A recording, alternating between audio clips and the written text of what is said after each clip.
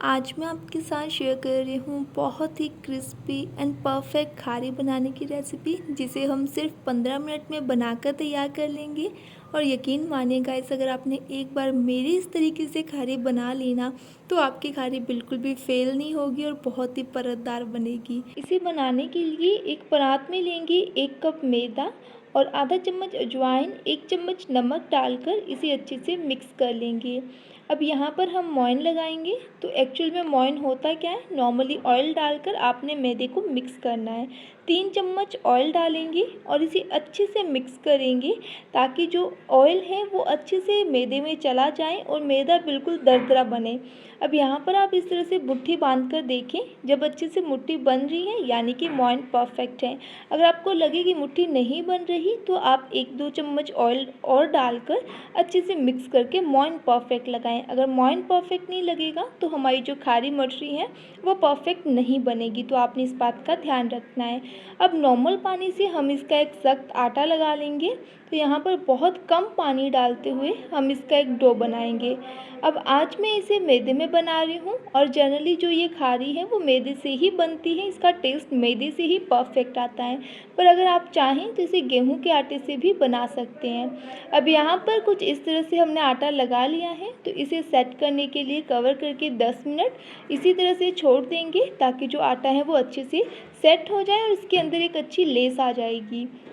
अब यहाँ पर अगर आपको गेहूं के आटे से खारी बनाना सीखना है, तो इसका वीडियो ऑलरेडी मैंने आपके साथ अपने चैनल पर शेयर कर रखा है। अब एक कटोरी में लेंगे 4 चम्मच ऑयल, जिसमें डालेंगे 2 चम्मच मैदा। अब चाहें तो 2 चम्मच कॉर्नफ्लावर भी ऐड कर सकते हैं और इसे अच्छे से मिक्स करके कुछ इस तरह से एक स्लरी बनाकर तैयार कर लेंगे। इस स्लरी से जो हमारी खारी है उसके अंदर बहुत अच्छी लेयर बनेगी। अभी यहाँ पर डो को रखे हुए 10 मिनट हो चुके हैं, तो एक बार फिर से कुछ इस तरह से मसल कर हम इसे रीसेट कर देंगे। अभी यहाँ पर हम 1 से 2 मिनट इस मैदे के डो को अच्छे से मसलेंगे, ताकि जो मैदा है वो बिल्कुल अच्छे से सेट हो जाए। अब देखिए, बिल्कुल जब ये अच्छे से सेट हो चुका है, तो एक नॉर्मल साइज़ का पेड़ा लेंगे और इसे हम बिल्कुल पतला गोल बेल कर तैयार करेंगे। जितना पतला हो सके आप उतना पतला इसे बेलिएगा। अगर आपको बेलने में थोड़ी सी दिक्कत आए तो आप थोड़ा मैदा या आटा डस्ट करके इसे बेल सकते हैं। और देखिए, जितना पतला हो सके ना आप उतना पतला बेलिएगा। अगर पतला रहेगी ना ये शीट, तो इससे क्या होगा कि जो लेयर्स है वो बिल्कुल क्रंची बनेगी, क्रिस्पी बनेगी। अब देखिए, जब मैं हाथ में उठा रही हूँ तो आप देख सकते हैं ना कितना ट्रांसपेरेंट है ये मेरा हाथ, आपको नज़र आ रहा है। तो बिल्कुल इतना ही हमने पतला बेलना है। अगर गोल ना भी बेला जाए तो भी कोई बात नहीं है, क्योंकि इसकी हमने कौन सा पर्टिकुलर शेप बनानी है वो हम लास्ट में सेट कर लेंगे। अब दूसरी शीट भी हम इसी तरह से बनाकर तैयार करेंगे। जब 2 शीट आपकी मैदे की बन जाए पतली, तो अब क्या करेंगे, जो स्लरी हमने बनाई है उसे एक बार मिक्स करके इसके ऊपर हम इस तरह से स्प्रेड करेंगे। हल्का हल्का हाथों से फैलाते हुए बिल्कुल पतली लेयर लगाएंगे और फिर इसके ऊपर मैदा डस्ट करेंगे।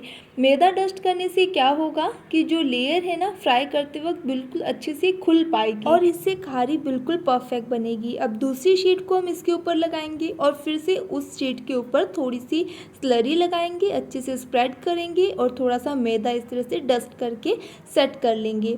अब हम इसे स्क्वायर शेप देंगे। तो देखिए, फोल्ड करेंगे कुछ इस तरह से। हाफ फोल्ड करने के बाद में फिर से इसके ऊपर हल्की सी स्लरी लगाएंगे, इसे भी अच्छे से स्प्रेड करेंगे, फिर थोड़ा सा मैदा डस्ट करेंगे, दूसरी साइड को फोल्ड करेंगे और इसी प्रोसेस को रिपीट करेंगे। जैसा कि आप देख सकते हैं, जिस तरह से हम स्क्वायर पराठे बनाते हैं ना, बिल्कुल वही प्रोसेस है। बस आपने जब भी आप फोल्ड करें थोड़ी सी स्लरी लगाएं, हल्का सा मैदा डस्ट करें और फिर इसे सेट करें। अब हमने क्या करना है, बिल्कुल हल्के हाथ से चलाना है बेलन को, इस तरह से आगे पीछे बिल्कुल इसी तरह से कंटिन्यूसली चलाना है। मतलब ज़्यादा कंटिन्यूसली नहीं, बस हल्का सा ये सेट हो जाए तब तक चलाएंगे। ये देखिए, बिल्कुल हल्के हाथों से। अगर आपने थोड़ा भी प्रेशर लगाया ना, तो क्या होगा कि इसके अंदर जो हमने लेयर बनाई है इतनी स्लरी और मैदा लगाकर, वो लेयर बिल्कुल चिपक जाएगी और फ्राई करते वक्त बिल्कुल भी लेयर नहीं बनेगी। तो आपने इस बात का ध्यान रखना है। और फिर नॉर्मल नाइफ़ की हेल्प से हम इसे स्क्वायर पीसेस में कट कर लेंगे। तो मैं आपको लेयर दिखाती हूँ कि इसके अंदर कितनी ज़्यादा लेयर बनी है। ये देखिए, नज़र आ रही है ना कितनी कितनी ज़्यादा लेयर है। और अगर हम यहीं पे मिस्टेक हो जाती है काफ़ी टाइम, हम बेलन को काफ़ी हार्डली चलाते हैं, नॉर्मल जिस तरह से रोटी बनाते हैं वही प्रोसेस को रिपीट कर देते हैं, हार्डली जब चलाएंगे प्रेशर लगाकर तो लेयर चिपक जाएगी और खारी जब फ्राई करेंगे तो लेयर ही नहीं बनेगी। तो इस बात का आपने खास ध्यान रखना है। और अब बिल्कुल हल्के गरम तेल में हम इसे फ्राई करेंगे। यहाँ पर आपने ध्यान रखना है, अगर तेल ज़्यादा गर्म होगा तो लेयर खारी डालते ही जो लेयर है वो बिल्कुल अलग अलग हो जाएगी, और अगर बिल्कुल तेल ठंडा होगा तो जब हम खारी डालेंगे तो जो ये काफ़ी ज़्यादा ऑयल को एब्जॉर्ब कर लेगी, इसके अंदर ऑयल चला जाएगा। तो आपने इस बात का ध्यान रखना है। नॉर्मल गरम ऑयल होना चाहिए, ना तो ज़्यादा गरम ना ही ज़्यादा ठंडा। तो जब हल्का गरम होगा तभी हम जो है थोड़ी सी ड्रॉप आप डाल कर देखें, थोड़ा सा मैदा डालें, अगर उसमें बबल्स बन रहे हैं मतलब ऑयल बिल्कुल परफेक्ट गरम है। तो अब इस टाइम पे जब हल्का गरम ऑयल हो गया तो हमने इसमें डाली खारी और हल्का सा हम इसे 1 मिनट तक फ्राई होने देंगे। 1 मिनट के बाद में आप इसकी साइड को कुछ इस तरह से स्पून की हेल्प से पलटिएगा। अगर आपने बड़े वाले चम्मच का इस्तेमाल किया तब भी इसकी लेयर जो है ना सेट नहीं हो पाती, तो ध्यान रखिएगा इन बातों का। अब अलट पलट करते हुए जब इसका एक अच्छा लाइट गोल्डन कलर आया तब हम इसे निकाल लेंगे। अब ध्यान रखिएगा मीडियम फ्लेम पे हम इसे फ्राई करेंगे। जब आप खारी डालें तब आप फ्लेम को मीडियम रखें और स्टार्टिंग से लेके लास्ट तक फ्लेम मीडियम ही रहेगी। मीडियम फ्लेम पे हम इसे फ्राई करेंगे और रिजल्ट आपके सामने आप देख सकते हैं किस तरह से ये इसकी लेयर्स जो है ना वो बिल्कुल खुलकर आई है। लास्ट में मैं आपको तोड़कर दिखाऊंगी कितनी ज़्यादा परफेक्ट बनी है। अभी यहाँ पर खुद आप देख सकते हैं कि एक एक लेयर किस तरह से इसकी अलग अलग है। आप कुछ बातों का ध्यान रखकर अगर इसे बनाएंगे ना तो आपकी खारी बिल्कुल परफेक्ट लेयरी एंड क्रिस्पी बनेगी। तो ध्यान रखिएगा आटा आपने थोड़ा सख्त लगाना है, इसी के साथ में मोइन परफेक्ट लगाएं।